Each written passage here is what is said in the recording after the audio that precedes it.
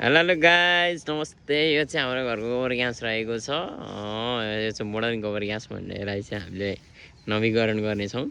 त्यस्तै गरी आज हाम्रो घरमा व्यापक रूपमा घाँस काट्ने कार्यक्रम भइरहेको छ। अरे के सर के छ? एकदम ठिक छ। म घाँस काट्दैछु है। भैँसी पालिसकेपछि अब यति घाँस नि काट्नै पर्यो। अब साँझ पख अब गरिम पनि अलिक कम हुने भएर टक्क घाँस काट्दैछौँ। एकदमै लागि परेर चाहिँ काम गरिरहेका छौँ हामीले। अनि यता हाम्रो मम्मी हुनुहुन्छ। त्यस्तै गरी धमाधम रूपमा घाँस काट्दै रहेको छ भने यता रहेको छ हाम्रो अम्बाको बुट।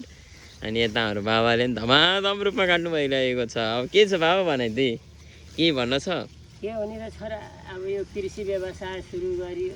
साउदी पनि यही, मलाई कतार पनि यही। घाँस काटेर गोबर खानु फाइदा छैन के हरि यस्तै छ है। अनि म चाहिँ यता छु है, ठ्याक्क अब घाँस काटिरहेको छु र घाँस काट्दैको एउटा रमाइलोपन यस्तै छ है।